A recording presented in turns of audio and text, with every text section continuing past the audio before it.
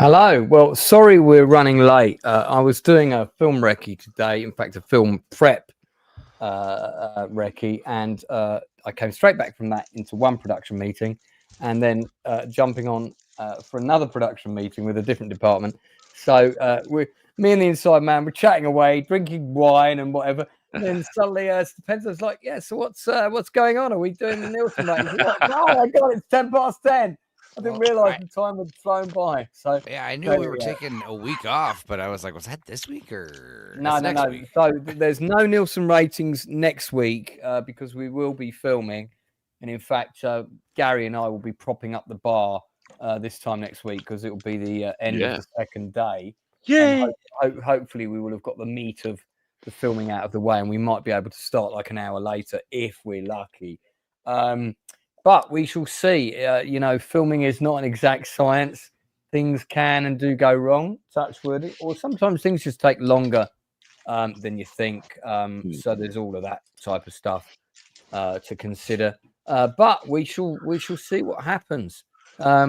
Exciting times. I don't know how much I can really say about the film on the channel and to what degree I can talk about it. But our fourth host is on her way. Rachel Percy-Art, in fact, is here. Yay! Lineup is complete. Rachel, how are you? I like to spring things on you at the last minute. I'm glad you responded to the call. Hey, at least it didn't take 20 minutes to open this time. I don't know what's going on with social media lately. I've had a lot of issues with my Facebook recently, and I've just clicked on, actually, when you go to edit your profile, that element of it has changed. It's already now you get all these different sections coming up saying avatar, create, customize your intro, cover photo, profile picture. That's all changed. So that's unusual. So it's been doing all this different stuff lately. Facebook's had a terrible lag on it. When I've done video calls on it, there's been a terrible lag. So I guess they've been, revamping everything, whatever. I think it's a ploy to get rid of us older people. Yeah, who don't understand. We hate change. Us older people, we get used to a system, then you go and change that fucking system. We've got to learn it all again. And you need to understand that people like myself and Gary have shrunken brains. We only use 90% of our brain. We don't like change. Yeah, don't like change. So, but anyway. So how is everyone? Stupenzo, how is it? How hot is it over there? It's like 90-something degrees. It's hot, but it's okay. I bought like a canvas shade thing that you hang up in your backyard, and I put it over my air conditioning unit because like my backyard is like pretty wide open right now. During like my air conditioner just gets blasted by the sun all day, and yeah, it's lame. And also, what's also lame is like my neighbor's house burned down, right? And they've been rebuilding it for like a while. And they cut down the tree that was in the big backyard. So now, like my car in the driveway, it just sits in the sun like for most of the day.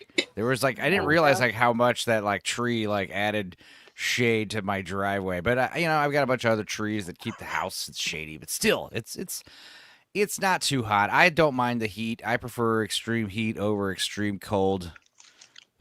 Totally agree. It's easier to get uncomfortable, in extreme heat, but the extreme cold can kill you easier, Yeah. Yeah. True. Let's have a look at who's in the chat. We've got Keithy is here.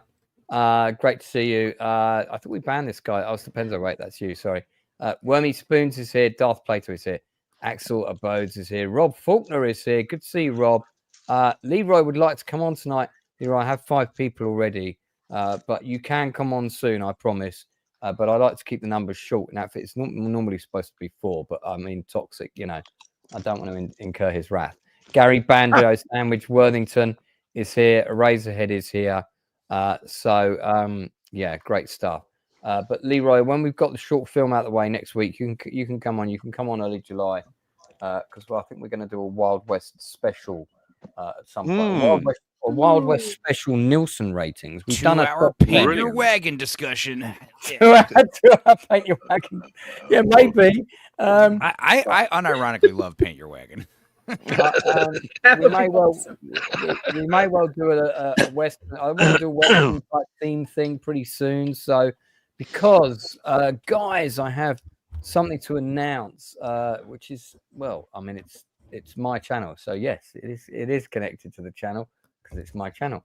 So not only have I got a play on in a week's time, which is the Post Office Scandal Play False Accounts. If you're listening in from the UK, if you check out my social media various streams, you will see that there are little posters and things for it. That play is opening very soon. It's possible we might do some kind of stream with the cast at some point, probably in the last week of June, just to advertise the last couple of shows. My understanding is that the tickets are selling. We've only got 4 shows, and I think some of them close to selling out already. Oh, that's great. That's brilliant. So I'm pretty pleased to hear that. We've got this is the information here. We've got a nice little poster featuring the lovely cast. We've got 2 of the original cast from the Birmingham show coming back. So Alan Wales on the left played Ian Henderson before and will be doing so again. And he's also playing one of the postmasters in the first act. And then the lovely Elaine Ward, who was on a great show called Three Little Birds. She's also coming back in the show, but she's playing a different role this time. All of the other actors are brand new to the production, but I have taught some of them personally at the Red Lens acting classes, which is how I know this theatre company. So it's kind of a co-production. And I was originally going to direct this show, but the reason I'm not directing it is because of the short film that we will be doing next weekend. And originally we thought that short was going to be in July. And I still turned down directing this because I knew prepping 2 shows so close together, not a good idea for the stress factor. And thank God I did, because then the filming dates moved. And in fact, our last day of filming, the following day is their opening night. So I would have been unavailable for all of the last week of rehearsals, which would have been absolutely diabolical. So it was the right decision, thank God. But break a leg, Red Lens cast. Can't wait to see the show. Really excited about that. But that wasn't even the main thing that I wanted to mention. The other thing is that my play about the Magnificent Seven is going ahead this year. It's happening. We have found a theatre, and we're just in the process of signing contracts, but it's going to be happening in October, the middle of October, just for 1 week. So, the play about it's basically the making of the Magnificent Seven. So you're going to see actors play the likes of Yul Brynner and Steve McQueen and Robert Vaughn and James Coburn and so forth. The Charles Bronson, of course, will also be in the play. It's an 8 cast. So there's 7 male actors and 1 female actress playing all of the female roles. This is going to be happening in October. So Stupenzo is going to be very busy with posters this year.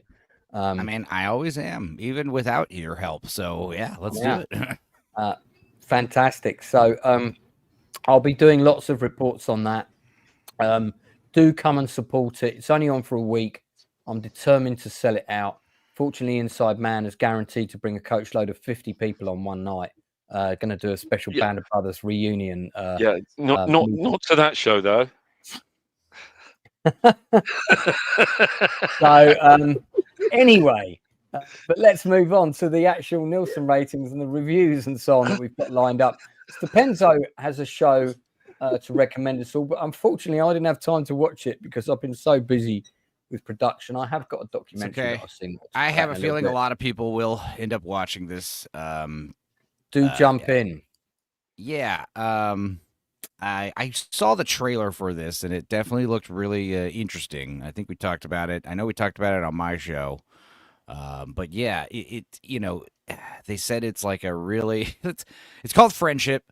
And I don't know if you're familiar with Tim Robinson and his sketch comedy. I Think You Should Leave Now, which is very weird. He's the one that always pops up in those clips. I didn't do a fucking thing, right? He's always screaming, you know. He's always all of his sketches devolve into like some kind of existential crisis. It's weird. And also what's even weirder is he didn't write this movie. The director wrote it, and his brother did the soundtrack, and the soundtrack's really good, by the way. But yeah, it's called Friendship, and it's basically what I described it as was I Love You Man on toad venom. Like the toad venom from that episode of Family Guy where people are doing psychedelic toad venom. Yeah, there's literally a psychedelic toad venom scene in this movie. I feel I need to see it for that alone. It is very weird. It's one of those movies that's so absurd and bizarre. I described it as like absolutely bonkers, but it's one of those movies kind of like I think it's going to be like Big Lebowski or some of these other movies where like it's going to get funnier the more you watch it, because like the first time you're watching it, it's more like, what the hell? And then when you think about it, the more you think about it, you're like, God, that was a really funny movie. Like, there's some really crazy quotes in this movie. It's, like quotes that are like. You haven't told us the name of this movie. I said it's called Friendship. I said that. It's called Friendship. Sorry, yes. I thought you were just no, accentuating your love for me and Gary. No. But yeah, Paul Rudd and Tim Robinson. Basically, if you watch the trailer, tells you all you need to know. Where, too much, really. No, not even, because the basic plot is there. Tim Robinson is a weird little kind of awkward guy living with his wife and his son, and he's got a job in some kind of I can't even remember what they do. They help people with their social media or something. I don't know. Some kind of corporation. I don't know. They work with, and he has to deliver a package that was wrongly sent to his house to his neighbor, who's this Paul Rudd charismatic weatherman guy named Austin. And it's like a bromance where, Paul Rudd kind of accepts him in the fold and quickly, like, kind of pushes him back out. And it just spirals from there into absurdity. Like, there's so many weird lines in this movie. Like, first of all, the slogan, "Men shouldn't have friends," is like a line in the movie. And also, like, there's, like, I think back to, like, some of the scenes, and it's like, there's a part where he says, like, out of context, it's so funny. He says, "I'm not afraid of you. I bought a van today." There's stuff like that. There's quotes like, "I have to go get some Marlboro and Red Bulls. It's time for you to go touch God." I mean, just weird. It's so bizarre. I don't know, dude. It's definitely worth a watch. It's fun. It's cute. It's tiny. It's a quaint little movie, but it's extremely. It's not terribly twisted, but no, I don't mean Tim Robbins. Tim Robinson. No, Sean Innes is jumping in to correct. So I don't know if Leroy's talking about this when he says all 6 episodes. Right, this is a movie though, right? No, he's talking about something else, I'm sure. Okay. So it's not Western Happy Hour yet. Yeah, this is one of those movies I wish I had saw in the theaters, but it wasn't playing in the local theater here. And I mean, I don't know. This was just a weird little movie. I don't want to talk about it too much. I don't want to give too much away. I think you guys should just see it for yourself and enjoy the absurdity.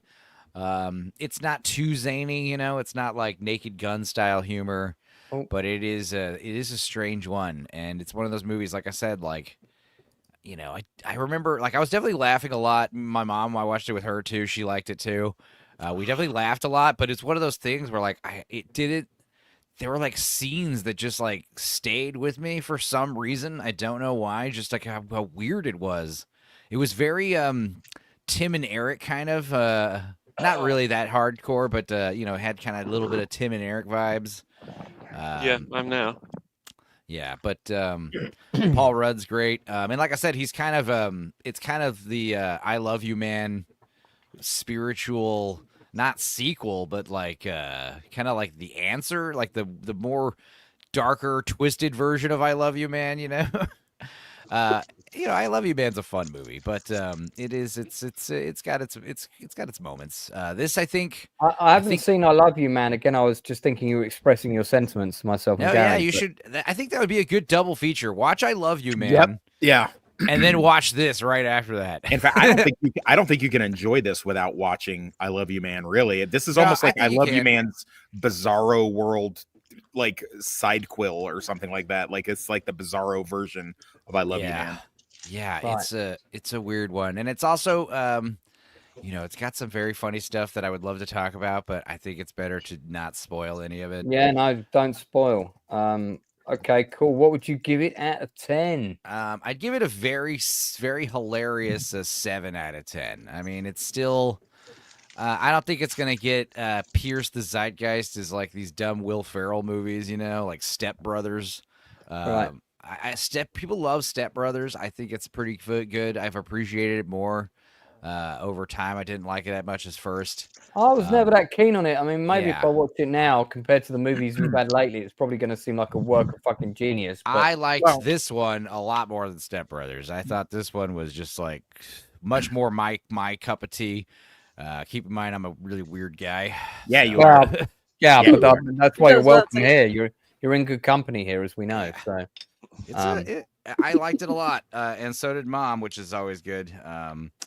As long as Mom likes it, she's a good litmus test, She's a good litmus test.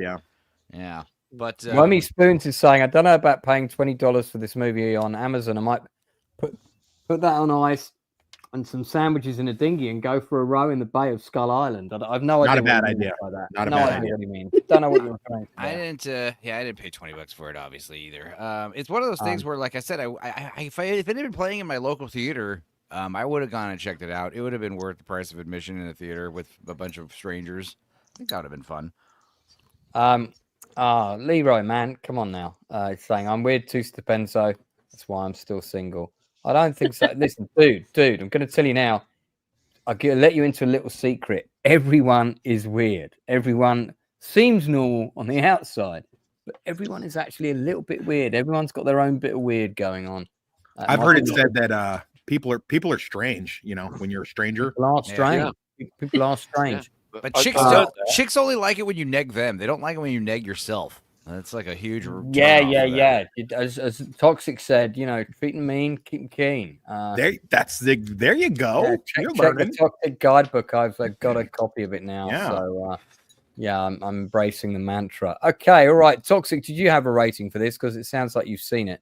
I agree with him. I mean, it's a good solid. I might even go so far as to give it an 8, just because I like the little weird dialogue. It's one of those things you got to kind of be in the mood for.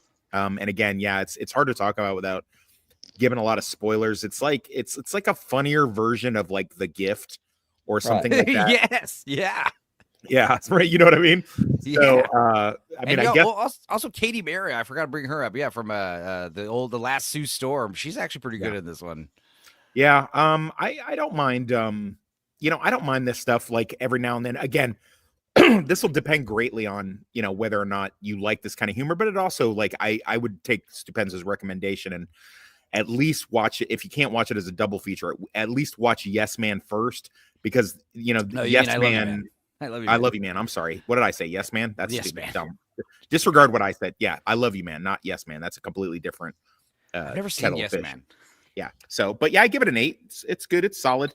It's funny. If it's quirky, kind of. I do want the soundtrack though. The soundtrack is cool. The original music and the songs they use. It's cool. Thank you to Left Eye Ego. Always gives me a tingle when he pops in the chat. I'm good to see you, buddy, and hopefully I can make one of your toy streams. So not that I've bought many toys later. Well, not those kinds of toys, but hopefully we'll get to chat soon. Okay, cool. All right, Rachel, do you have a recommendation for us this week? What? I do, and sticking with the comedy theme. Okay, good. Comedy is good. Let's go for it. Yeah. I'm recommending Resident Alien, which is one of the few good shows that sci-fi has done.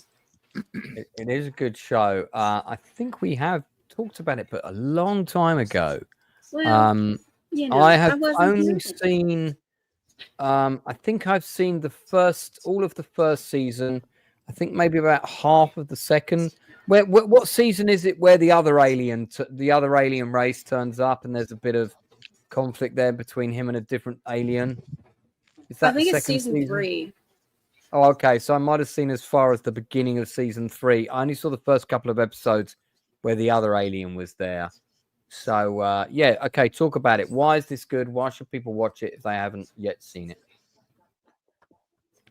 The very first moment it starts, as soon as Harry pops on screen, you can't stop watching it. Alan Tudyk he's magnetic as Harry. You are drawn to him in every situation that he is put in, and he is in a lot of situations. He's hilarious, no matter if he's playing himself, the other self that he is, or now another version of Harry has come into the picture. Just fantastic series if you love sci-fi, if you love really ridiculous comedy, because it is ridiculous. Everything that he goes through is nuts. Do you want to, just for anyone who hasn't seen the show, do you want to just explain the basic premise? All right. Harry has come to Earth to destroy us because we're a race that no other alien species likes. Which, honestly, are you surprised? But just Harry's luck. He crashes on Earth and is stuck here. But what does he plan to do? He still wants to destroy us all. The first season is just him trying to kill us. And he ends up becoming more human just by being in contact with humans. He starts to understand humans. Somewhat. He's still crazy. He still can't figure us out. We're a mystery to the universe. Well, I think I'm with him on that one. Really? Yeah, I mean, it's great. I love the way he's got this octopus in this tank that he can talk to, which is a lot of fun. There's some great stuff in the first season. Oh, yeah, the production of this play. I forgot about that. The kids in this. The kids in this are ridiculously great. I mean, they shouldn't be this good. We need to give the supporting cast a big shout out, because the supporting cast in this show, even though obviously Alan Tudyk completely steals the show, are very, very good. Taylor Blackwell is great. There's another actress, I'm looking for her name now, but I forget, I think she plays the female cop. This lady on the right, she's very good. Is that Sarah Tomko, I think? Yeah, that is Sarah Tomko. Sarah Tomko, sorry. Yeah, she's very good. So yeah, the actors have gone great range. This is the play when all the miners have died. Turning a tragedy into a musical. Yeah, fantastic. All the kids are all like dead on stage and shit. But this is the equivalent of doing like a children's school stage production of the Hillsborough football disaster, which in the UK really? I don't think would go down well.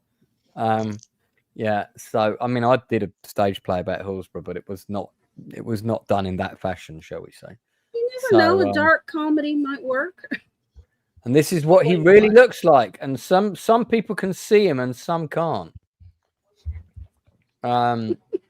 Yeah, I love the makeup on him. I love the design of Harry. Have you seen every episode of this? I have 2 episodes left because the season is ongoing. Where can people watch it? You can see it on Peacock. I believe it's on Prime as well. It's on Netflix. Or you can just, watch it on the Sci-Fi Channel, which I don't recommend that way. So what are you giving this show out of 10? I give it a 9 out of 10. Wow. It is a truly solid sci-fi comedy. Yeah, even though sorry, go on, please. Go ahead. Don't let me interrupt. No. If you watch just the first episode, if you're not hooked by the end of that episode, there's something wrong with you. It's not the show. Yeah, then it's probably not for you. But I agree. It's a pretty accessible show to get into. If you're looking for a good half-hour comedy, you know, that sort of show to put on before you go to bed, like Family Guy or something like this, this would be a good option if you haven't seen it already. Inside Man, I think you'd like this show actually if you've not seen it. Yeah. I've definitely seen the first. I think I've seen the first 2 seasons and the first 2 of the 3rd season, but I watched that when it came out. I haven't seen it for a long time. I'd give it a solid 8 for sure, maybe a bit longer. That is a total play on the scene in Jaws where someone's drawn the shark on the poster. If you guys remember that, this is to sort of like show there's been an amputated foot found in the lake. So it's a great play on the nod to Jaws. Who else has seen Resident Alien? I think Toxic, you'd seen it. Yeah, I like it. I think it's kind of like the day the earth stood still and Northern Exposure had a baby. It's kind of like that. You know, and Alan Tudyk is, I'll watch anything he's in. Like literally, I'll watch anything that he does. I kind of like the stuff where he's when he's in evil alien mode. I kind of dig that a little bit. He does it. A lot of people don't know he played a bad guy in one episode of Justified, and you know what he does in Star Wars. He's the quirky, murderous alien that you love. So it's kind of like that a little bit, but kind of not. I mean, if you're a fan of Northern Exposure, you'll understand that reference. But if you've never heard of it, then that's not going to make any sense to you. Good show. So, yeah, I like it. So rating out of 10. I'd give it a 7. I'd go higher. I mean, it's really based on how much you like Alan Tudyk. I don't really care for any of the supporting characters that much, and the plot doesn't make a whole lot of sense. You really got to suspend a ridiculous amount of disbelief that this alien would go native, and the special effects aren't super great.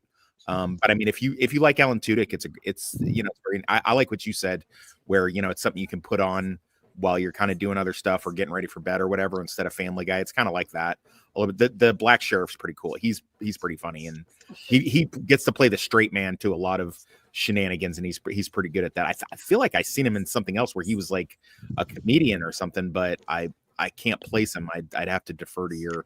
Yeah, no, I have seen him in something else, and you're right. I can't currently recall what that was, but we can do a quick look at Corey Reynolds IMDb and see. Has anybody Stupenzo? Are you a fan of? I haven't seen Resident Evil. Resident Alien. Sorry, my bad. Resident Alien. It's a good thing we're not talking about that. Yeah. I have seen the actor Corey Reynolds in Chicago PD, which I'm a big fan of. Yeah, me too. I've seen him in Murder in the First. I guess I saw him in Straight Outta Compton. That's the only thing on this list I've seen. You know what? He was great in Straight Outta Compton. I remember him. You can see I've given that 10 out of 10. Look at my rating there.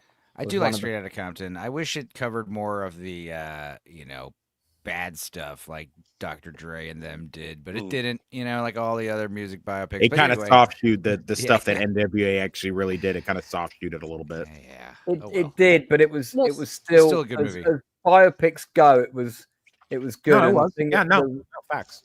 The thing that really impressed me was the cast. I thought Ice Cube's So son who was he in Straight Outta really Compton? good. He was what's his name? Dr. Dre. Yeah. Oh, okay. Yeah, then I definitely seen him. Okay. Yeah, no, he was really good in it. I don't know who he was on Chicago PD though. Was great. Anyway, okay, so anyone else got anything to say about Resident Alien? People in the chat, do you like Resident Alien? Do you recommend it? What would you give it out of 10? Two Fingers says, the sheriff guy, I liked a lot. He was hilarious, like the straight guy to his female subordinate controller, saving him over and over. Agreed. Yeah. Yeah, he's a good actor, Corey Reynolds. Potentially underrated and a very versatile actor, because you look at the role he played in Straight Outta Compton or Chicago PD, and then this role. This is an actor who's got a bit of range, which is always good. So, okay. Good recommendation, Rachel. Tox, what you got for me? The girlfriend has me watching Animal Kingdom on. That's a really long title. The girlfriend has me watching Animal Kingdom. I think think about the movie or the show, the new show. The show. It's not that new. It's from like 2016. Yeah, see, I saw the movie that's like Australian, but I haven't seen the show. No, this is a TV show about Like a family of gangsters criminals or some shit. Yeah. Yeah, it's a family of criminals living in a fake California town that's supposed to be whatchamacallit, it's supposed to be Sunset Boulevard. Let me clarify, if I may. This is a remake of the original Australian movie, Right? Which I actually saw as a double bill with a friend of mine, Zoe. Okay. And So the movie takes place in Australia, but yeah, the movie takes place in Australia. I didn't know the show was American or took place in America. Yeah, the movie takes place in Australia. It's loosely based on a true story about a long lost stepbrother that is found, and his only relatives are this sort of distant family, and the mother has 3 sons, most of whom have different fathers, and she is basically the matriarch of a criminal family. Yeah. The movie is worth seeing. The TV show resets it, as Toxic says, in a fictional Californian town, and you've got Toxic, remind me of the actress, amazing actress playing the mom. Yeah. No, from Switch. Jesus, what is her name? She also Switch Jesus. She also did the movie with Al Pacino. Here we go. Sea of Love. Ellen Barkin. My God. Ellen, we apologize for forgetting your name. I apologize. Outstanding actress. We're just having brain farts here. Jackie Weaver played the same. I've met Jackie Weaver. She played the same role in Animal Kingdom. Yeah, Ellen Barkin is so good in this show, and as Leroy says, quite evil. Definitely her most evil performance. Yes. Yeah. So Tox, go ahead, dive in and talk about. Well, so I'm only in. I collectively missed this show when it first aired on TNT because I was busy on that special mission in the Department of Corrections. So I missed out on this completely, and I guess it's on Netflix now. I guess they've got the entirety of the run, so it's safe for you, Stupenzo, if you want to take a look at it.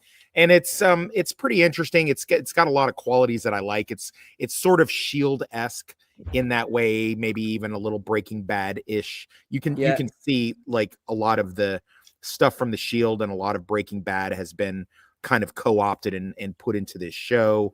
There's Dennis Leary there. A lot of the characters are very interesting. The brothers all have very distinct personalities. They do. I really liked that. There's a little bit of element of Godfather-esque. One week one of the brothers will be hiring. So the main character, Ellen Barkin, they call her Smurf, which is funny because it sounds like a cute name, but she's actually extremely dangerous. And she plays the brothers, and then to a lesser degree the nephew, off against each other, playing favorites and giving certain people leads on jobs and more money for a certain thing, and playing, and some of them have vices. One's a closeted homosexual, one has a bad drug addiction, the other one is trying to kind of go straight but not really, and then the other one's like super young, and then you have one that's completely batshit crazy. And she does stuff to kind of manipulate them in and out. So in that way, it's kind of different than a lot of other shows.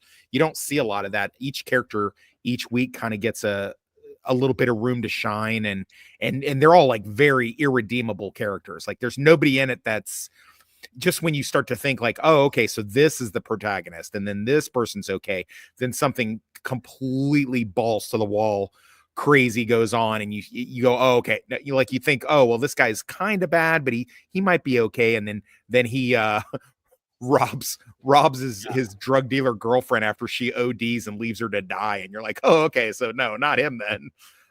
So it's some of it's a hard watch. I'm really shocked that this was on TNT. It can't possibly have been showing the stuff that it's showing now on Netflix on TNT, or maybe it was. Maybe I just don't understand.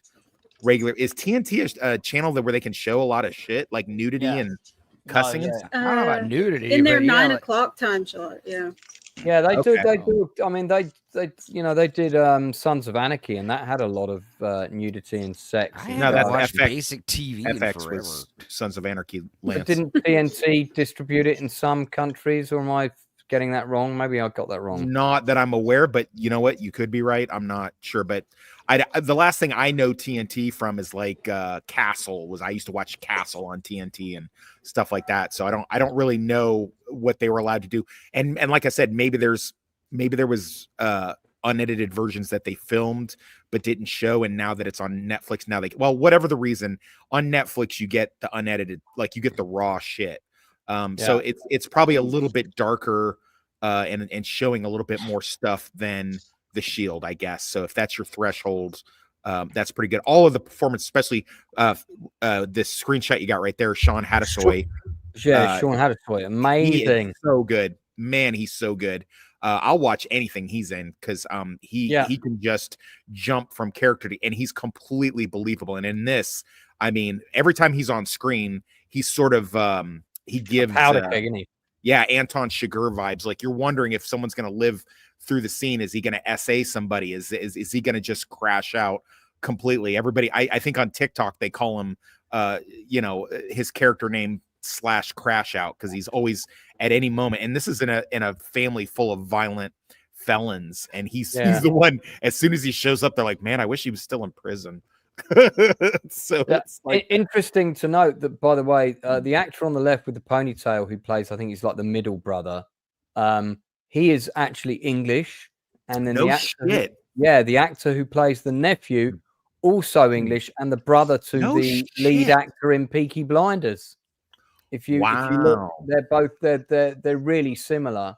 That's Scott Speedman, who's only in the first season, I think. Freaking Scott Speedman, man. I dislike that dude on general principle just because he's so fucking pretty. Like I can't stand He's just too good looking. Wow. The first episode, my girlfriend was like, "Oh wow, he's hot." I was like, "Oh look, it's Scott Speedman." She goes, "Holy shit, he's hot as fuck." I'm like, I used to watch this with my ex-partner, and she used to fawn over him and one of the others. And I would go on and on about how hot this girl was. And spoiler alert, quite a lot of characters get killed in this. Okay. So, yeah. And we both lost out in season 1. But we both lost one of our favorites. No shit. Yeah. So the actor on the left here, this is the brother of the actor who's the lead in Peaky Blinders. Someone will chuck the name in chat for me. And then, so he is English. This guy's English. This guy was born, I think, in Newcastle or Scotland or one or the other, somewhere up north. Wow. Yeah, and then these 3 lads are American. So I was so surprised that the long-haired brother, when I found out he was English, I could not believe it because his accent is so bang on.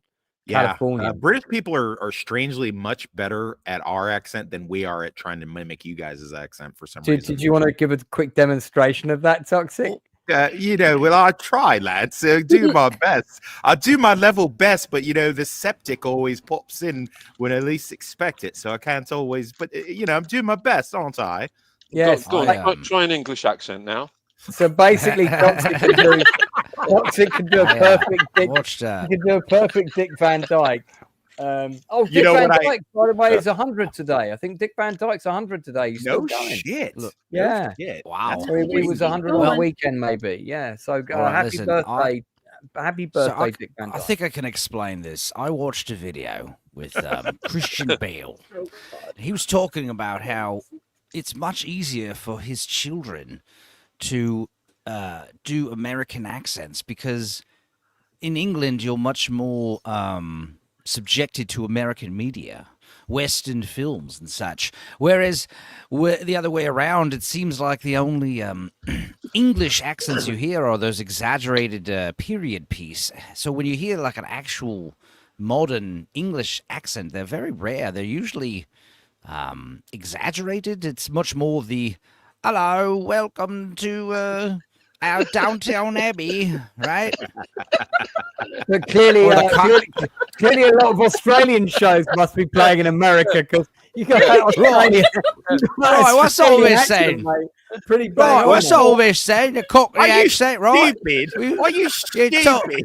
You talk like this, right? Because it's like the British redneck, right? The British trailer trash. They talk like that. Listen, They like their tea and crumpets. You tried.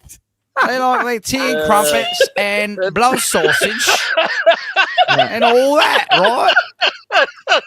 Well, I don't know about IMDb, but I did see a post from an official Dick Van Dyke thing that said he was 100 this weekend. So somebody's out of there. So there you go. Tune in for more interesting English impersonations next week. But yeah, no, okay. Let's get back to this show. This show has run, I think, for about 6 seasons. It's complete. Whoa, really? I think it's finished. It's done. Yeah. I think it's about 6 seasons. Yeah, 5 that's or why 6. I gave it the green light. Enzo will not watch a show. Does it like end on a good note or a bad? I mean, not bad. Does it actually end, or does it just kind of fizzle off and crap out? No, it doesn't fizzle off. It brings everything to a conclusion. Cool. That's always good. And you know, I can't say much more about it than that without getting into spoilers. But it is. Listen, every season and it has got good things. Some seasons are stronger than others, but I did enjoy this show all the way through. Because I'm sorry. Go ahead. I was going to say you brought up one of the great points about it. It's a bit like The Shield. You're constantly conflicted over these characters. You like one of them one episode, you hate him the next, and so on. And a lot of the women in this show are very well written and very devious as well. Yeah. Oh man, this is what sold me on the show, right? So it's kind of like drifting, and I was working on paperwork. I'm like, you know, when she picks the show, I mean, I gotta watch it, right? You know how it is. So I'm like, yeah, all right, it's fine. And then it was the it was the revenge scene for when he let well, I guess you say he's a British guy, when the British brother let the girl OD and then robbed her, and then later blamed it on somebody else, and then so she takes him, and she like pretends like she doesn't know. They go to a party and they go into a cooler, and she straight up bangs him. And then is like, all right, well, I don't want to be here for the rest of this. And he's like, what are you talking about? And it was like the cousins jump him and gonna give him a hot shot. I was like, holy crap, dude, she banged him first, like, you know, to get him to get his guard down and put his weapon away and all that. So I was like, man, that is dark. That is some dark shit. So that's kind of what I think that's like episode 4 or 5. So that really sold me on the show, because I kind of was just looking at it like, it's another Shield ripoff, but they do take the time and make the characters all very, very different. And they give them their due and their screen time and stuff like that. So I do enjoy it. That scene you're showing right there, I didn't really care for right in the beginning. I was like, I don't know if I'm gonna really like this, but no, it's grown up. I'm still only in season 1. I think we're getting close. I don't know how many episodes per season. I don't know if it was always on TNT and then Netflix bought it, or if it jumped to Netflix. I'm not. I think it's around. I think it's around the kind of 13 to 14. Okay. Was it bought by Netflix after they completed it, or was it one of those things that Netflix bought it because it got canceled off of? Do you know what? I can't remember, but it's a consistently good standard all the way through. So there isn't. It's like from 10 years ago, though, right? It's like 10 years old. Yeah, I think it started in around 2015, 2016. I mean, I watched the whole thing with my ex, so it must have been done by 2022, because we saw the whole thing from start to finish, maybe except for the last season. Yeah, with stuff like this, it's hard to give a rating. You know, I like I said, you know, I think it is safe if you're one of those people like me and Enzo, and you really only will watch a show if it's done, if it's completed its run or whatever, because you don't want to be left hanging. Yeah. So it is safe for that. I can only speak to where I'm at right now, and that's right before the penultimate episode of season 1, and I'm hooked in it so far. Lance says that it goes another 6 seasons or 5 or 6 seasons. So I think it's around. I mean, we can check right now. Let's have a quick look, but it's certainly run for a substantial. Sure. Number as it stands right now, I'm really digging it, and I can give it a pretty good. I think 6, because it finished in 2022. That's right. So yeah, you're looking at 75 episodes, buddy. Okay. Wow. So I think about 13, between 12 and 13 per episode. I think there was one season that was either slightly longer or slightly shorter. A couple of my friends have been in this show. Nikki Marshall, who's been on the channel, who's also been in The Shield. She played a recurring cop. I don't think you're going to see her until seasons 2 or 3. But she's in this show as a recurring character, and she talked about working on the show. Interesting that Sean Hotsoy directed 4 episodes himself. You've got episodes directed by Laura Innes, who of course had a big role on ER, was a fantastic actress, is now mainly a director in television. Regina King directed episodes. She was great in Southland. Yeah, Southland, yeah, and I also think she's recently single, so I need to follow up on that on Valentine's Day. Get that, get it, Lance, get it. So yeah, it's great. Like C. Thomas Howell, a much older C. Thomas Howell, who you barely recognize, turns up in this. I recognized. I knew who he was right away. I know me some C. Thomas Howell like from way back. You've got some amazing actors in this show doing guest roles like Laura San Giacomo. Dennis Leary's in it playing a great role. There's one season where they've got 2 timelines.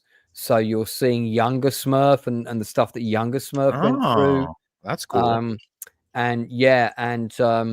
My friend Milana Jackson, I believe, who I've also interviewed.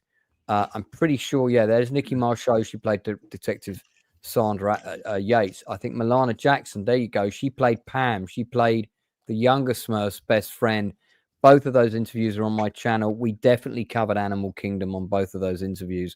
So if you want to hear from 2 of the actors that worked on the show, go and check out the industry interviews. Karina Logue, who is Donal Logue's sister, who's also a friend of mine.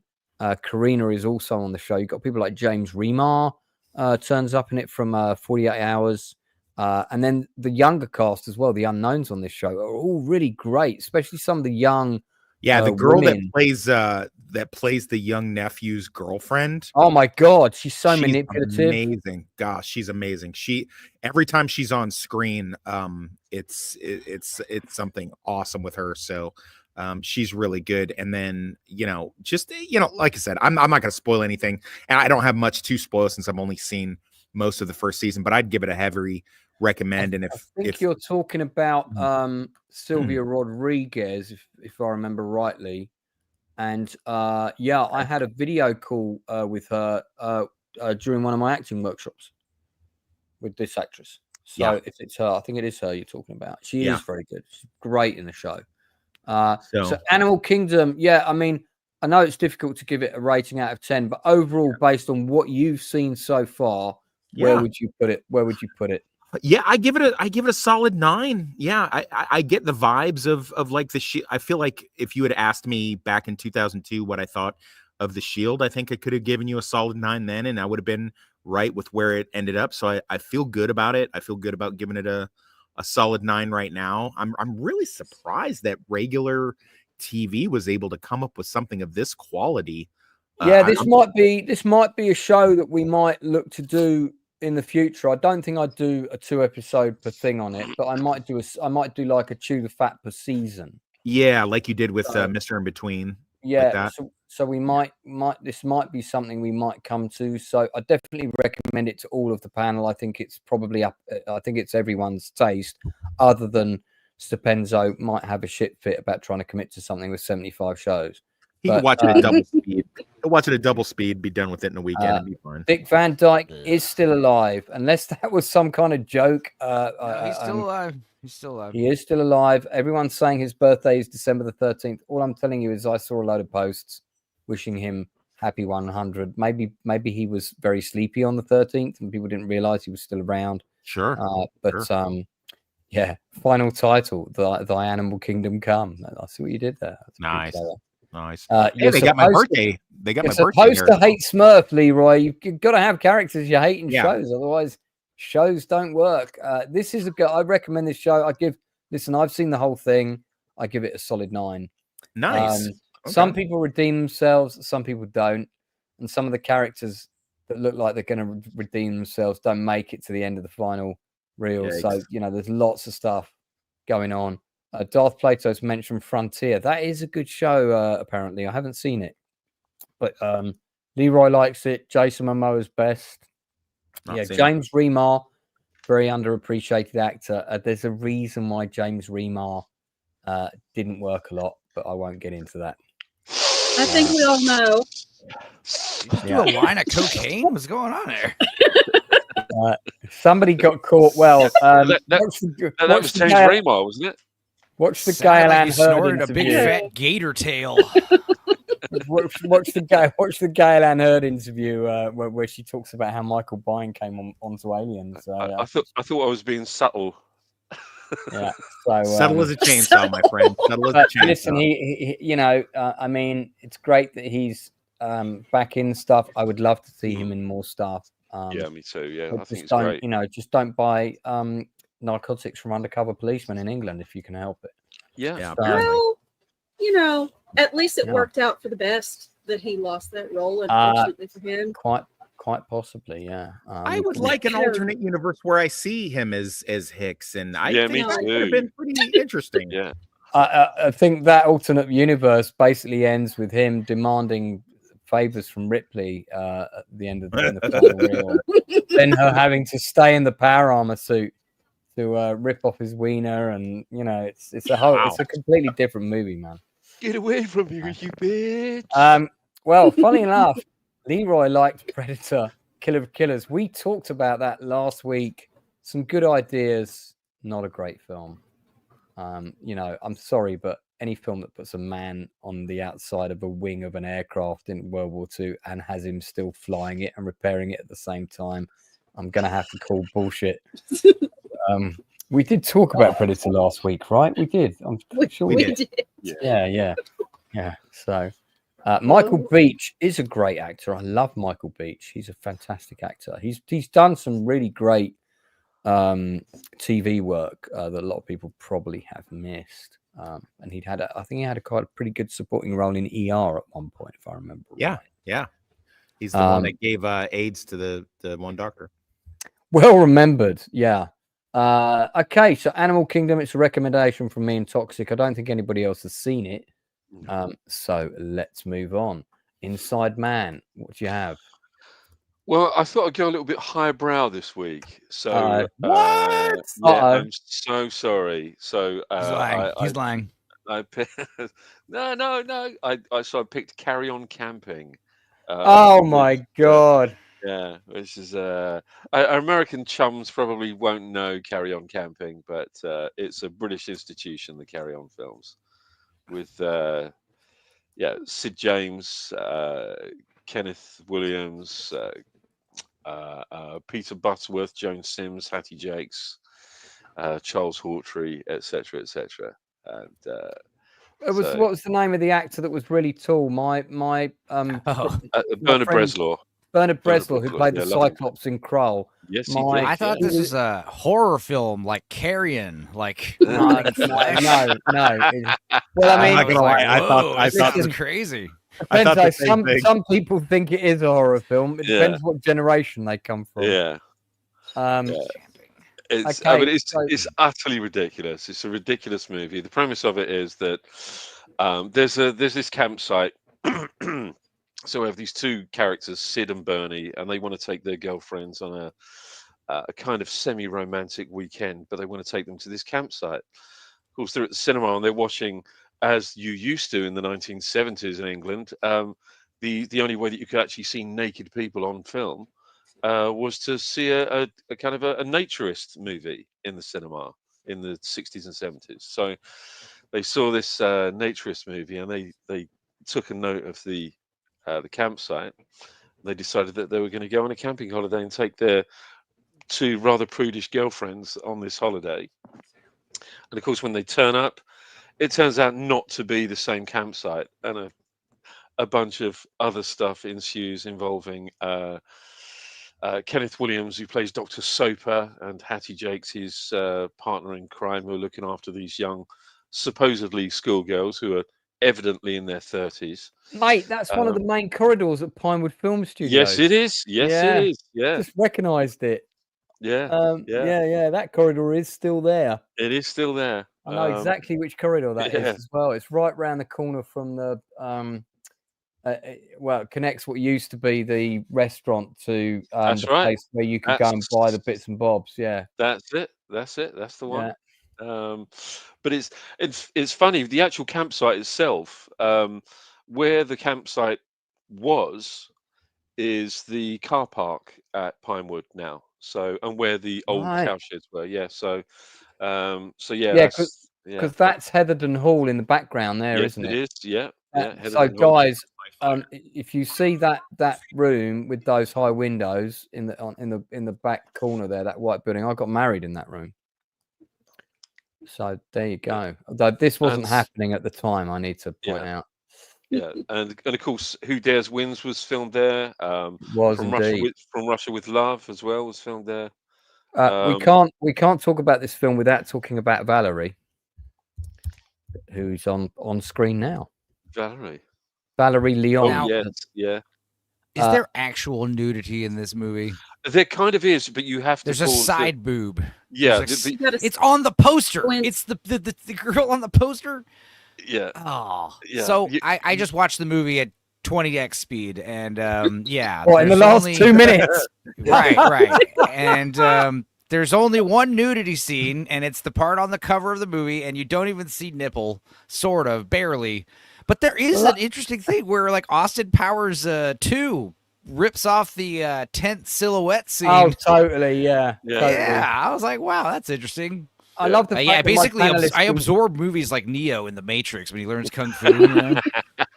I love the fact that my panelists can watch a film in 5 minutes while we're talking about it and then start to comment. Well, I could watch this movie in 5 minutes while we're talking. Yeah, I mean, this is a very famous scene. So this is the old car park at Pinewood. You know what? Because I think those trees are still there. They almost certainly are, yeah. They're probably a lot bigger, I'm guessing. I would say I'm disappointed because usually when I think of, like, you know, American 80s late night comedies, I guess it's the 60s, so yeah, it's different. Yeah, but like Loose Screws, Screwballs 2 or whatever, like there's just nonstop titties and bush like throughout the whole movie.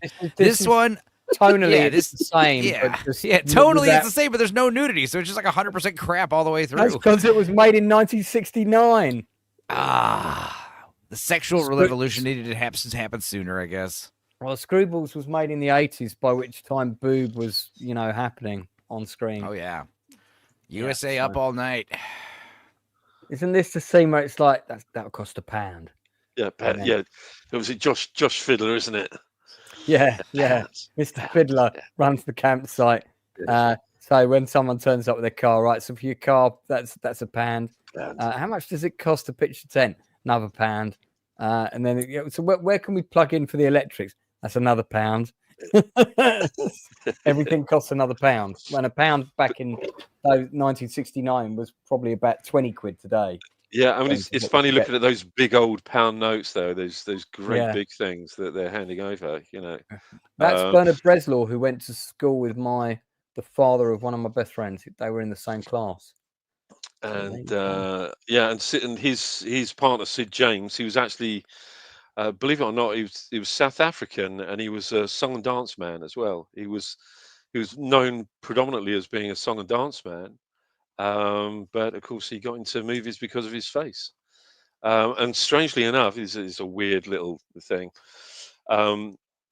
My dad, because my dad worked for a big gold mining corporation in South Africa. So when we lived in South Africa, we used to go to this like this social club, his firm's social club, which is this huge kind of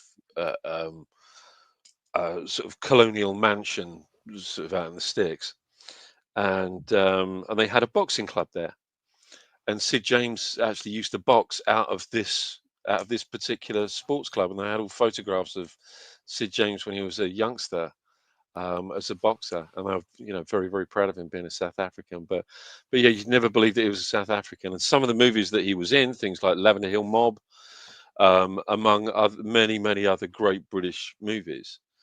Yeah, he was actually a much better actor than these movies actually gave him, any kind of credit for, really.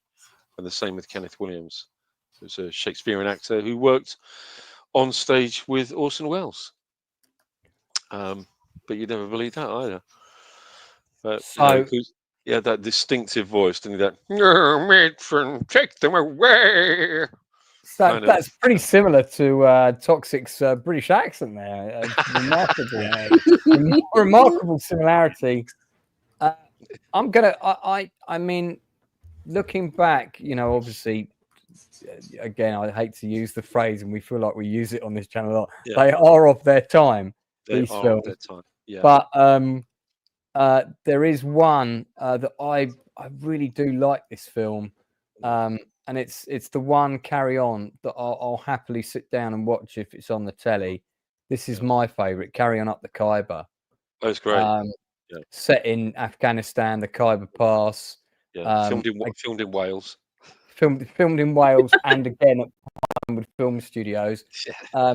The two main sort of sequences in it. It's the one Carry On film that's got a big battle scene at the end of it, I think, which is why I always liked it. And again, you can see here, once again, we're kind of in the Pinewood car park. But there's a great, that whole great end scene. They're basically, the British are trying to eat their dinner while the battle's going on outside, which is this sequence. This is actually in the room where dinner was served for my wedding. So this was all. This is actually a big dining room at Pinewood. Now it's actually the restaurant at Pinewood. That's the outside of the restaurant at Pinewood now. So the restaurant's just inside there. And then next to that, you've got the big main room, which I'm sure almost certainly would have been used in this. Kenneth Williams is brilliant in this as the kind of the bad guy. Well, the Qazi of Calabar, isn't he? But yeah, I mean, it's incredibly. I mean, I think, to be fair, you can sort of say the depiction of Johnny Foreigner in it is racist, but the depiction of the British in it is also racist. Yeah. So everybody's at the sharp end of the jokes, Yeah. No one gets off. The British get the piss taken out of them. This is when they're eating their dinner and all these explosions and stuff are going on, and everybody's trying to pretend it's a normal day. But I do really like this this production. But they had a lovely cast, didn't they? It's a very, very nice little ensemble cast, and all of them were actually pretty good actors. I mean, you had people like Patsy Rowland, Hattie Jakes, Joan Sims. Joan Sims, I think, in particular, was a lovely, lovely person. And Hattie Jakes, Yeah, I did hear that about Joan Sims. Hattie Jakes, quite a tortured character, but again, I think a lovely person. So for anyone who doesn't know, when I say any time is tipping time, that quote comes from this movie. If you want to know what it means, check out Carry On Up the Khyber. I'd give Carry On Up the Khyber 7 out of 10. I still like it. It's one of the good ones. I think there are quite a few of these that I think are very, very good. Right? Yeah. One of them, and it's a particular favorite of mine, Carry On Screaming, which was, it really sort of played into the whole fad and phase of Gothic horror, particularly the Hammer horror. And of course, over the production design in it, the art direction in it is absolutely fabulous. It really, really is good. Well, we should probably do a Chew the Fat Carry On. What we need to do, though, is get a really young YouTuber on, someone who's quite left wing, and get them to watch a load of them and then hear their thoughts. Box office crawler? Well, I think that would be good for balance, and it would also be hugely entertaining. So but they might enjoy it. Yeah, you never know. I mean, Carry On Cleo was one that had really good production value in it, and that was only because when the Cleopatra production abandoned all of their sets at Pinewood, they were purloined by the Carry On team.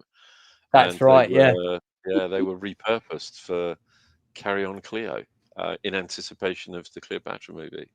So I'm gonna. I mean, if they do a movie of this, I guess James Remar might have done the appropriate research. This is a documentary I just watched last night when I couldn't sleep before my film recce. Oh man, I had such bad anxiety last night. It was awful, and then every time I went to sleep, I had a nightmare, and that was for the first time in quite a few weeks. So I was like, oh, let me put something on because I'm just not going to sleep. So I put this on. Of course, it's 3 parts. So the next thing you know, I'm still awake at like 3 o'clock in the morning. But it was not a bad documentary. I was not familiar with the story behind this, but the basic backdrop to this is 2 French freelance pilots who formerly were both decorated high-level French military pilots. In other words, they had the qualification and the classification to pilot fighter planes that carried nuclear armaments. So they'd done tests and combat missions with those, and that kind of thing, and live firing tests with them and all kinds of stuff. So these were 2 top-level guys. They went into civilian aviation, i.e., work for Air France, didn't work out very well. And then they went into the private aviation industry, which, as you know, for the people that get jobs in that, pays very well, because these are the sorts of people that fly Beyonce around and, people of that kind of level of income. So these 2 French guys took a plane to the Dominican Republic, picked up a couple of other French passengers, one of whom was a retired pilot, the other one who claimed to be a property developer but had no property portfolio in the world anywhere ever. And they also collected 36 pieces of luggage, none of which had been checked in by either of the 2 passengers. And there were so many pieces of luggage that they couldn't all fit in the hold, so 6 of them had to come on board the plane. When they were about to take off, the Dominican police arrived out of nowhere. Actually, it wasn't the police, it was a special drug enforcement team, which used it as a massive, big publicity coup. And every single one of these suitcases was ram-packed with bricks of cocaine, every single one. So there were like several tons of it. So these 2 pilots found themselves in one of the worst prisons in the world. Hey, can relate to that. And the other 2 guys went along with them. They had a trial. They got sentenced to 20 years. There was a whole undercover escape plan carried out for the 2 pilots, because they didn't go back to the prison, because the prison, there were people getting murdered there and raped every night. Anyway, it's a very interesting story. So yeah, it's an interesting one. It's available on Netflix now. It's a Netflix produced production. I give it a 7 out of 10. If you're interested in the topic, or you're an expert in white line products, this may well appeal to you. Toxic, I know you've got to go shortly. Did you have another recommendation this week, mate, or just the one? I mean, I am. We're also looking at Northern English Bastard and I are looking at, the Buffyverse, doing that. Like we went through, I think we're deep into season 2. Unfortunately, Disney hit me with a claim on the most recent video. We're doing 2 at a time. We're going to carry on. A guy from another show that I'm on with, Nadia, has joined us. And then this other guy that's in our group has popped on there. So we're pretty deep into that. And I'm my concession to watching Animal Kingdom, although I do like it now, was to get the girlfriend. She has to watch an episode every other day of Game of Thrones. So we're still in the first season of Game of Thrones, and she's kind of liking it. No, so the first 5 seasons are absolutely all consistently brilliant. Then it's sort of a mixed bag after that. Some great episodes, Agreed. Some not so great. And then, we sort of get into. I think if you take it as a whole, and you understand that you're never going to see those next books from Martin, then you can make peace with it and just do that. But I mean, overall, rewatching it now after reading all the books, and it's been so long since I originally watched it. I get little giggles when she, they say certain phrases that become important later on. And she was shocked at the big reveal of the penultimate episode in season 1, she the big death there, she was really shocked at that, and I'm like, yeah, you and everybody else. So it's fun. It's fun watching someone else who's never seen it or heard of it, and which is hard to find, because most people, whatever you think of Game of Thrones, people are pretty well known of the story of Game of Thrones and pop culture and stuff. So it's hard to find somebody that just goes into it completely blind. So it's kind of fun in that way, watching her watch it. So would you say books or show for Game of Thrones? Yeah. The books. I mean, the books. And me, I like to side on the adaptation side, and there's great things about the show, but I mean, watching it now after having read the books at least twice, I'm like, man, there's so much more nuance in the books. Although I will give the show credit, it had enough brains to age up some of the people in the stories, so some of the stuff was really, really problematic if you read the books. I mean, I get it.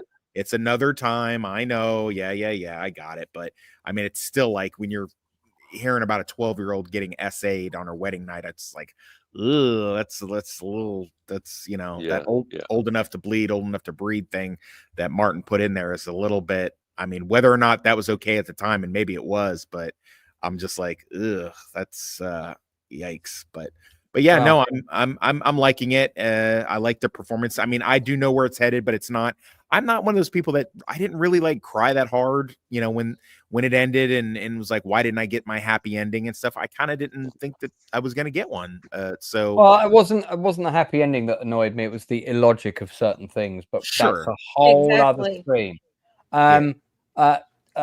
Toxic said, please remind us what the homework is, because I know Stupenzol will be so upset if we don't get homework this week. I just don't like getting yelled at is the thing, because I feel like I get yelled at the hardest. Here's an amazing film that we're all going to watch. It's called Rolling Vengeance. I am serious. It's from the 1980s. I've seen it. The definitive monster truck movie. Compelling echoes of Rocky and Death Wish combined. Inside Man says, this is the 80s film that's going to define the decade for him. So it's available to watch on YouTube for free. I've never seen it. Why did you pick this? Starring Ned Beatty from Superman. So we're going to watch this and we're going to discuss it. Not next week, because there's no Nielsen ratings next Tuesday, because I'll be working.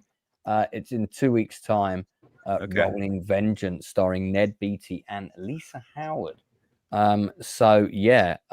Toxic's seen it. He's actually got the Blu-ray extended edition with all the extras. I'm impressed that you brought this up. And you know what? You know what this reminds me? I forgot a few days ago, I caught on YouTube for free. And I'm so glad you brought this up. I caught Teenage Bonnie and Klepto Clyde, starring Scott Wolf and the girl from Across the Universe, or whatever it was, the 80s show where she was would you like to swing on a star, Evie that froze time, and they did like a Bonnie and Clyde type movie before Scott Wolf was huge on it was like a year before he hit it big with Party of Five, and little Evie from that show is like naked and like killing people, and the thing, it's free on YouTube and it's unedited. So if you have a mind to watch that, if you're a fan of the old 80s show and you wanted to see what curious what Evie looks like as a smoking, hard drinking, having sex Bonnie and Clyde type character, then you could do worse than Teenage Bonnie and Klepto Clyde on YouTube. Well, we're going to do Rolling Vengeance next week. No time for Klepto. So I think you get a bit of both. But Toxic, I'll let you go because I know you got stuck out. Thanks very much for coming on. We've only got about another 20 minutes or so left. So, but we'll see you in 2 weeks' time. Yes, sir. Catch you later, mate. Bye. So we've got time for a couple more. So I'm going to give one more to each of my guests. Stupenzo, what you got for me? I watched both seasons. I rewatched the first season and watched this new second season of HBO's The Rehearsal with Nathan Fielder. Nathan For You is one of my favorite bizarre Comedy Central shows. It's amazing. If you haven't seen Nathan For You, definitely check that out. But he did his bizarre. I don't want to call it a reality show, but it's the rehearsal. Now, season 1 is amazing. It's hilarious. It's totally insane, and it wastes so much of HBO, Time Warner's money. It's amazing. The season 1 is amazing because basically the premise of the show is Nathan will help people. In Nathan for You, he helps people's businesses by coming up with these wacky ideas that are obviously a joke. But in this one, he's helping people do things like the first episode, for instance, of the first season. There's a guy who is this awkward black nerd guy who does a lot of trivia contests at bar trivia with his friends. Right. And he has this confession that he wants to make where he wants to tell them that he actually never got a master's degree. He lied to them and this is something he said to them like 10, 12, 15 years ago, just to kind of, just kind of get credit on the trivia team and, whatever. But what's the problem is like he's out of work right now, and his friends are like emailing him these like job opportunities, but like they all need master's degrees, and he's like, he doesn't know how to tell them the truth. So what Nathan does is he sets up a rehearsal where he painstakingly, like, secretly, covertly rehearses everything. The plan is to do it at a bar. He makes an exact replica of the bar. He has HBO like make an exact replica of this bar in a warehouse in a soundstage. And then he hires a bunch of actors to play the bar and actually run it as a bar. And he hires a woman, an actress, to interview the woman that he's supposed to be like making the confession to, so she could pick up her mannerisms and like act as her. And they just rehearse the idea of you're gonna confess to her, and they just rehearse it for hours and hours. Like they play out every possible scenario, and like that's the premise of the show. And each episode's a different thing. He tries to simulate having a child. It's insane. It's totally insane. But season 2 is it like The Office in the sense that we're portraying him solving reality problems with people in like a reality show setting, but actually everybody in this show is an actor, including the person who's got the problem? No. There is a sense of because his newest season, he's been getting in on CNN and stuff, because his new season is actually very interesting. The first season was high concept comedy. The second season, he's actually trying to use his show to make the world a better place. The second season is unlike anything I've ever seen. It's like next level. It's like he's basically come to this realization that one of the leading causes of plane crashes appears to be this inability or unwillingness for co-pilots and pilots to argue with each other, disagree with each other. And they say that it's probably because he's doing all this research. He finds out that when pilots and co-pilots hang out in the pilot lounge, they barely talk to each other. It's very standoffish. There's also this like air of superiority that the pilots have, that like everyone's kind of like intimidated by them. It's very weird, like dynamics I never knew about. He gets a pilot license. He learns how to fly a 747 for this show. Wow. But the thing is, what's interesting is like he's running a comedy show for HBO. So out of obligation, he has to like add humor to this show. That's him as the pilot. He reenacts the Sully thing, dude. Oh my god, that's Tom Hanks. Dude, this show is insane. Okay, you got to watch the whole thing. Season 1 is very season 1 is insane. Season 2 is like so crazy. It's like genius. Like he like I said, he gets interviewed on CNN. He's like having one-on-one talks with like the FAA, who runs the flights. Yeah, the FAA. Yeah. He's like in charge. He's like meeting with like senators who like he's doing things like in this show, and then he adds like random jokes. Also, he like kind of like, it's so funny because if you watch Nathan for You or the rehearsal season 1, it's clearly obvious that he has autism to like the nth degree, And one of the side plots of season 2 is he finds out that for some reason my show, The Rehearsal, is really making waves amongst the autistic community, and I don't understand why. And he's meeting with like an autism lady who runs like a charity or something. And she's like explaining, like, he's like, so how does one find out they have autism? And he's like, well, there's a lot of tests. Like, this is a very popular one where, we show you pictures of these this man's eyes or this person's eyes, and you have to tell me, like, a multiple choice answer of what you think they're feeling. And like autists have a really hard time doing that. And he does like 2 questions and gets them both like horrifically wrong. He's like, all right, moving on. I don't want to talk about this anymore. That's interesting. Whatever. He's like refuses to admit that he has autism. But dude, I can't, there's so much to discuss. There's like an American Idol show they do for season 2. One of the winners of the show, or the top running people of the show, it's called The Rehearsal. One of the top contenders of this fake American Idol show is like trying to, like, he couldn't sue them, but she like went public and threw her NDA away, saying she threw away thousands of dollars on travel trying to win this fake singing contest. And she's like, I thought it was weird that all the judges were pilots, but I didn't care. So it's just there's so when she sued them, did she win? I mean, what happened there? She didn't sue them. She couldn't sue them. So she went to the press and said a bunch of stuff against her NDA, but I think HBO probably let her do it because it just got everyone more interested in the show. It's more hype. But yeah, this show's insane, and in a good way. Watch season 1, watch season 2. Also, watch Nathan For You if you haven't. That's a very awesome 4 seasons, 5 seasons, or whatever it is. But yeah, I'm gonna take a risk. I think we should watch a little clip of the Sully episode, dude. Right now. Okay, I found a little clip here. Let's have a quick listen to this. I think I'm sharing it so we can hear sound. I'm sure I'm going to get a copyright flag, but it's not very long. We're going to be in the Hudson. It might be nothing, or just a hunch I have from living as him for so long. Okay, flaps out. The flaps out. Flaps out. But the chorus to Evanescence's "Bring Me to Life" yes, be exactly 3 seconds long.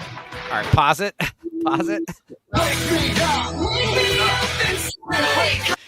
So by reading Sully's autobiography, he comes to the hypothesis that like a lot of these pilots, like one of the things he talks about is pilots do not discuss their mental issues. Like a pilot, if a pilot, like for instance, goes and gets himself diagnosed with autism, he could lose his flight license. And when he talks about, there's like Reddit pages where someone's like, hey, I just like, how do I go about doing this as a pilot? And all the other pilots in the comments are like, why would you do this? Do not talk about your depression. Do not talk about your anxieties.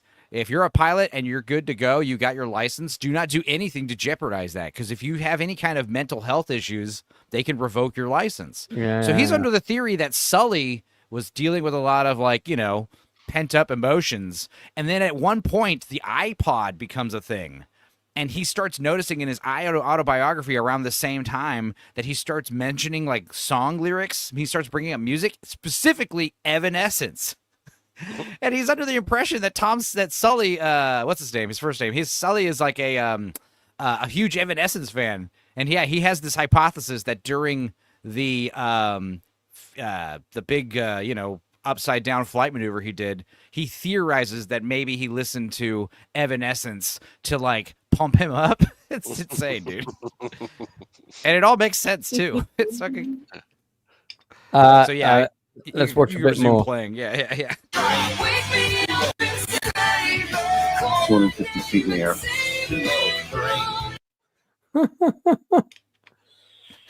So what is he doing? He's just like thinking about the timing here. And because he's listening to the black box stuff, and he says there's like a moment of silence where he doesn't respond to the co-pilot, and he's under the impression that he put on his headphones or something. Caution, terrain. Caution, terrain. Caution, terrain. Got any ideas? Caution. Oh my god. That's pretty funny. You've got to watch this show. It is insane. Like I said, this show is literally like trying to change the world, make flights safer. Yeah. I can see Oh, that. also in season 2, because he built that bar in the first episode of the first season, he brings it to he like has the bar transported at a huge cost, so he can have a place to hang out and clear his head. But also he wants it to serve alcohol, so he opens it up as like an exhibit, so he can serve beer. So he literally like has his own bar for some reason in this whole show. I'll take it. That's probably this place. Is Yeah, it? there's levels of absurdity beyond comprehension here. Like HBO paid so much money for some ridiculousness. Yeah. I don't know. It sounds like I mean, well, you're clearly rating it because it sounds like very unique. I give it a 9 out of 10, man, and I would give Nathan For You a 10 out of 10. Nathan For You is essential viewing. What's is it a similar kind of premise or? It's much more humorous. Nathan For You is the one you can watch a lot of clips on YouTube. But yeah, like he goes to the caricature artist, for instance. No, one of the first episodes is the frozen yogurt Ali place. G there. So if someone's going to do an Ali G, what's his name, Sacha Baron Cohen biopic at some point, which is ironic because that's what he wants to do. Now, I didn't see this other show he's in with Emma Watson, The Curse. So I'll probably check that out next. But that's scripted, So he's playing a character in those. But yeah, as far as Nathan For You, man, like there's a part where there's a frozen yogurt place, and he's trying to build up a business for this frozen yogurt. So his idea is, what if we come up with a poo-flavored yogurt and advertise that we have poo-flavored yogurt? And the idea is people come in to try the poo yogurt, but of course they're there, so they'll buy some actual yogurt while they're there. In the trailer, what's going on here? With the kid? They can't. Okay. Okay. Let me. All right. Let me pause it. All right, pause it. So for the hotel, there's a hotel, and he's saying for hotels to get better business, the idea is families get the most money at hotels because they stay the longest. They go on these big vacations. The problem is hotels, vacations are for everybody. And the idea is you're in a hotel, the parents aren't probably going to get it on with the kids. But the idea is if you advertise that you have these like soundproof, visual proof cube like playhouses that you can rent out, they'll wheel it up to your room. You can put the kid in the little NASA spaceship, and then you can do all the fucking you want without the kid knowing. And they test it out by putting this child in this thing, and they have like actual porn stars show up and do like a loud raunchy sex scene with the kid in the fucking playset. And then when the kid comes out, they're like, did you see or hear anything? He's like, no, I loved it. They're like, great. We have. Yeah, dude. The show's insane. Nathan Fielder is insane. I don't know. It does sound pretty unique. I think I might have to watch this. All three. Yeah, both of these shows. You got to watch them, guys. I mean, what's going on here with this miniature door? Okay, so there's an electric appliance store. They sell TVs and shit and computers, and they have these insane prices, like low prices advertised. Like if you bring in any coupon, we'll match it, and this discount stuff. But the idea is, if you want to get the TVs, they're in this like small like hallway that shrinks, and then you have to crawl through the tiny door, and then beyond that is another door, and there's a fucking hallway with an alligator in it, and that's where you can get the special TVs that are like on sale or whatever. There's another one where he has a gas station, and the gas is expensive, and he's like, okay, we're gonna offer gas that's like $2 cheaper than everyone else. And the guy's like, how? That's insane. He's like, yes, but you're only gonna do it with a rebate, and the rebate can only be mailed by one specific post office box on the top of the mountain out in Hollywood that you have to climb. You have to go on a 2-day hike. And then there's like a bunch of riddles you have to solve too. Like it's insane, dude. Yeah, I definitely have to watch this. Where can we see these shows? I assume they're all on HBO, Paramount Plus. In fact, yeah, I know it's Paramount Plus because he does a lot of shit talking about Paramount Plus on the show rehearsal. But yeah, HBO, Paramount Plus, Comedy Central, whatever those are, probably on Hulu. There's a lot of Nathan For You segments on YouTube. So, I mean, you can kind of piece together episodes, just from YouTube uploads. But Nathan For You is definitely something you should watch in its entirety, on Paramount Plus or the High Seas or wherever you got to watch it, Prime.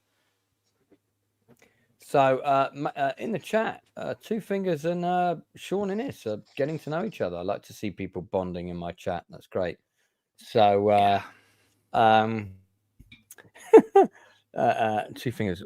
Wait, what the fuck is Nathan rehearsal for you? and Nathan for you. It's a good show, Dump. I may have to rewatch this and research them all, mate. This is what this channel's about. We're trying to recommend stuff to people.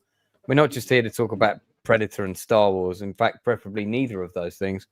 We're here to recommend stuff that's good that you might not have heard of. But yeah, the rehearsal, 9 out of 10. Nathan for you, 10 out of 10. 10 out of 10. One of the best shows I've ever seen. Rachel, do you have another one?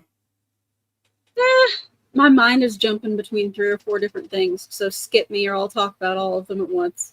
Inside Man, got another one for me very quickly? I have, as a matter of fact. Go for it. I recently rewatched the Hitchhiker's Guide to the Galaxy, not the movie, the TV show, which is it's still pretty good, I think, because it's so closely based on the Douglas Adams radio series. It's definitely better than the awful film we got in, what was it, the early 2000s? Yeah, it's terrible. Really did not like that movie.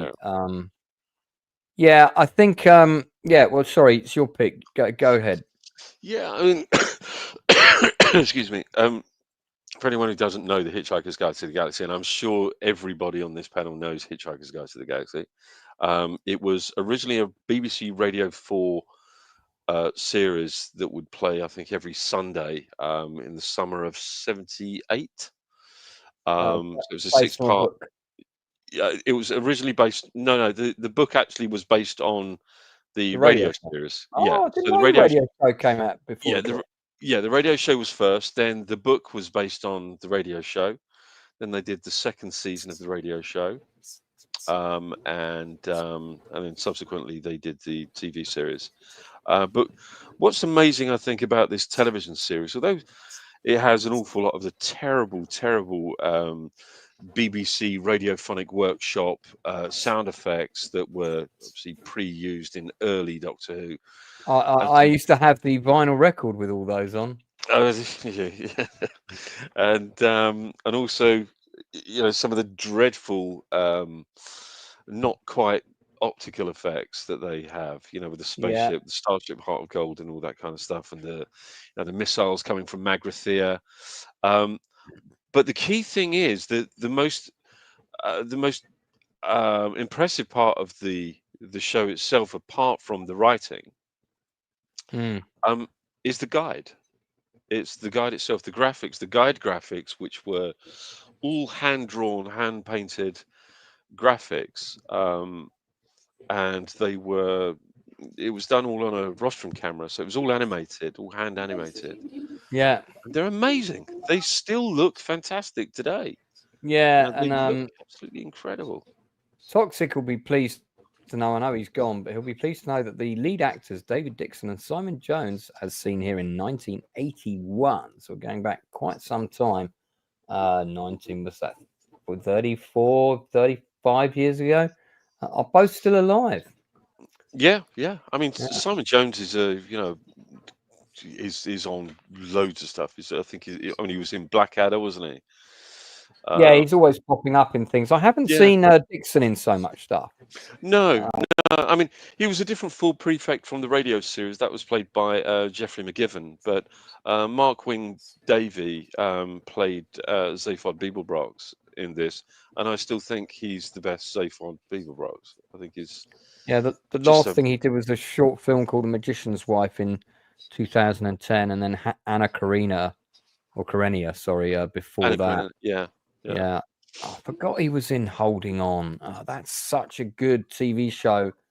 In fact, guys, not for next week, but future homework for sure.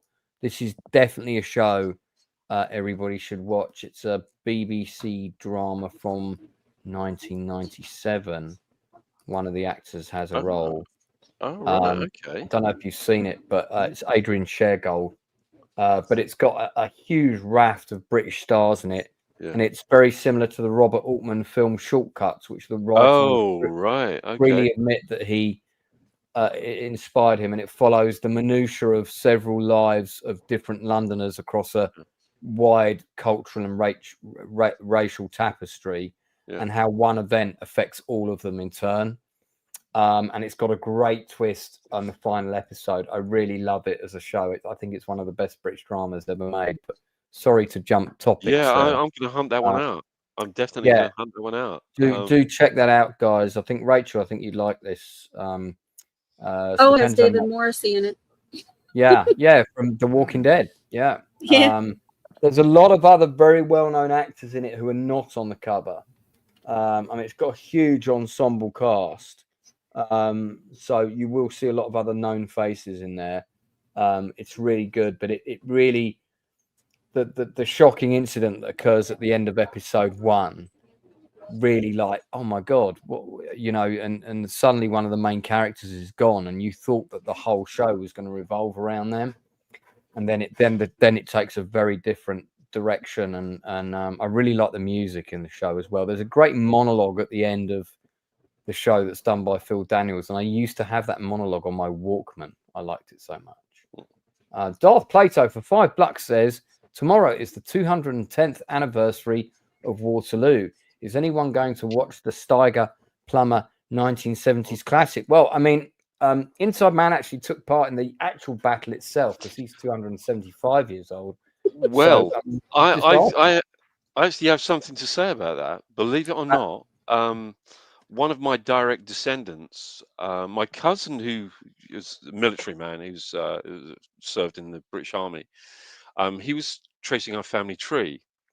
So the easiest way of tracing somebody's family tree, certainly in the UK, is to go directly to military records. So if you know that one of your family members served in the military, you can start to trace them back. So he started tracing back our family. So and he managed to get direct descendants of mine that were at Trafalgar, at the Charge of the Light Brigade, and at Waterloo, right?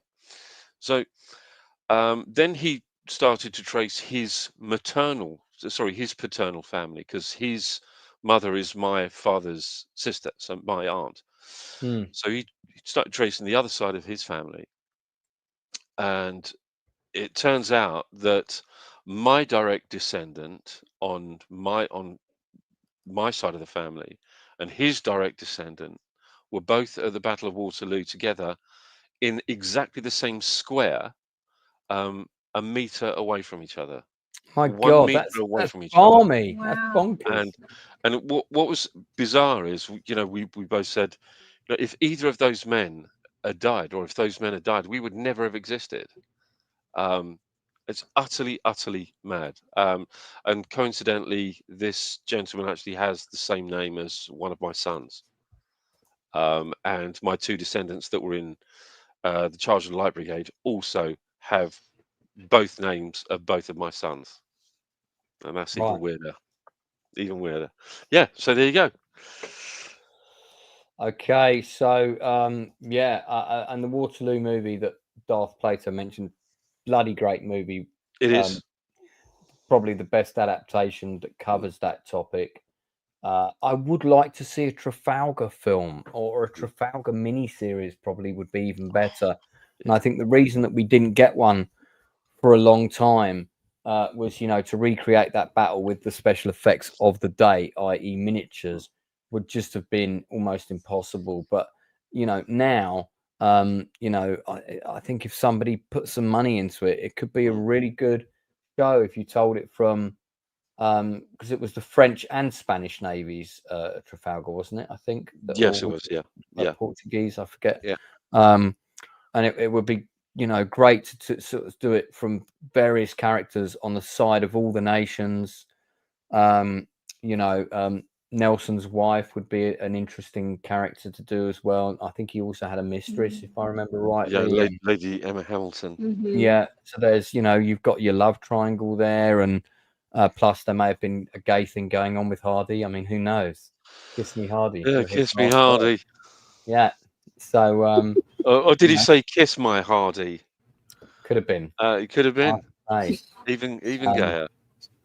But I mean, definitely mileage for a good it would be great to sort of like see that done properly, and I'd love either to. either an epic 3-hour movie, definitely not directed by Ridley Scott, or you know, or maybe a 6-part 1-hour miniseries. But I'd like to see a Trafalgar movie in my lifetime.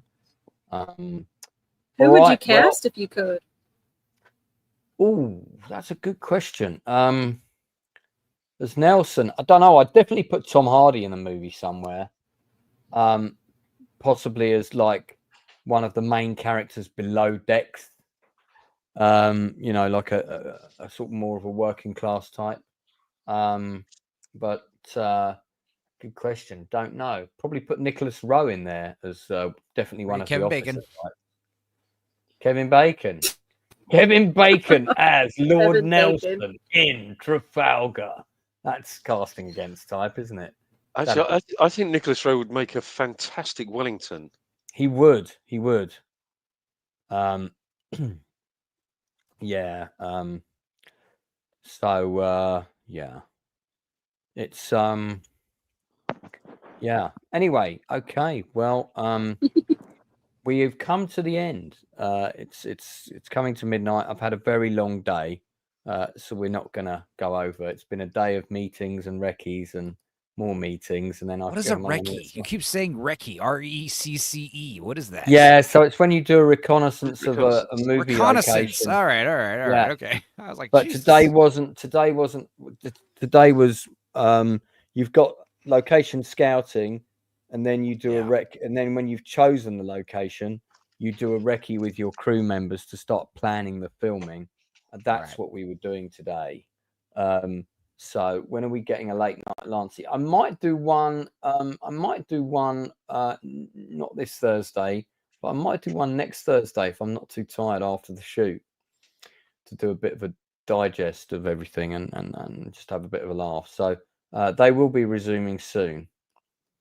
But there's only so much of Lance to go round, as I keep reminding Inside Man. So yeah, okay, so we're going to wrap it up there. Has anybody got anything they want to plug? Of course, we need to talk about art, specifically Rachel Percy art. If you need your poster designing, or you just want something strange to hang on your wall, look no further than Rachel Percy art for all your artistic needs. Now available on Instagram, and where else? I have a DeviantArt. That's where I have my portfolio right now. Eraserhead has all the links, as usual. He knows where to find me. Eraserhead, we thank you for dropping those in, but we're going to do one better than that, because this is the Nielsen Ratings channel after all. I clicked on the DeviantArt link for you, but this doesn't look like your artwork. But then I'm not sure I'm particularly good at finding my way around DeviantArt. People have recommended it to me before. This is Percy Jackson Nerds. I don't think that's you, is it? No. So that's a different. That's not giving me you. We've got various other people. They try. Here. I swear. What's with all this I Love Percy Jackson business? What's going on? Not me. Okay. Well, anyway, if you put Rachel Percy art into Google, you will get various links, including her Instagram page, which gives you plenty of examples of work, including this actual photograph of Enzo as a baby. So, well, say photograph, it's an artistic interpretation. So, yeah, brilliant. Enzo, what you got coming up, mate? You want to plug anything? I might go live tonight at midnight. We'll see how I'm feeling, if what's going on. We'll see if anybody else is streaming. If not, I'll probably just go live and shoot the shit. Otherwise, tomorrow, 2:30 p.m. Central Standard Time, premiering a new We Watch. We're doing another edited one, which means it's a bigger movie from New Line Cinema. 1995, Surviving the Game, starring Ice-T and Rutger Hauer and Gary Busey. Oh, my God, I remember that. The other human hunting movie besides Hard Target and The Pest, and a few others, but we already did Hard Target a couple of years back, and I wanted to do Surviving the Game for a while, and yeah, we watched it a few months back, and I got it edited, ready to go, past copyright, so that'll be coming out tomorrow. And also, very important, very, very important, in case you guys don't know or follow my show, we've been going over this 6-month arc of watching these weird erotic Supergirl fan film simulated drowning fetish videos that have been on YouTube. Yeah, very niche and very specific. Yeah, so there's a channel take note of called the scrolling titles. The Nielsen ratings doesn't so take effect. Eraserhead. If you could put this link in the chat as well. There's a channel called WON Cinema, and they make all these these 30, 40 something Supergirl fanfics. They're all about 30 minutes, and we finally watched all 30 something of them this Sunday. But there's a new one premiering Friday the 20th at 7 p.m. Central Standard Time. So if anybody could go to this channel, WON Cinema, and go to their new upcoming video and click notify me on the premiere, because I would like everybody to be in this chat for this video. So the creator will be, premiering this video, and there'll be like an extra, hopefully couple hundred people in the chat, and they'll be like, who the hell are these people? I think that would be very funny. Also, the video is only going to be probably 30 minutes. So yeah, if you could be there 7 p.m. to 7:30, 7:40-ish Central Standard Time in the chat, just say hello. Stupenzo, Tales from the Dork Side brought me here. That would be great. But yes, they're weird, and I'd like everyone to check that out if they could.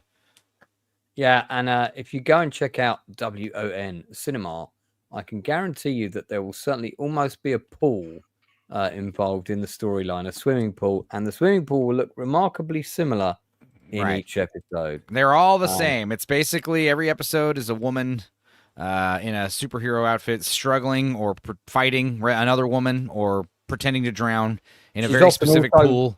She's often also struggling to get into the outfit. Well, that's the thing, is we've noticed in the last 2 episodes, Superwoman has lost a lot of weight. She's looking good. But yes, the new one is called Freaks Dwell. Like I said, it is premiering the 20th at 7 p.m. Central Standard Time. So yeah, about an hour from now, whatever that time zone is.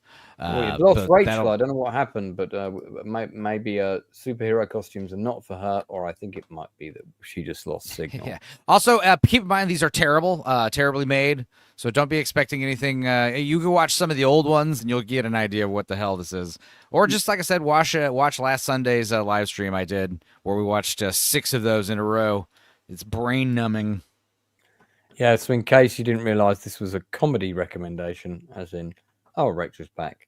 It's One Cinema, the one that Eraserhead put in there.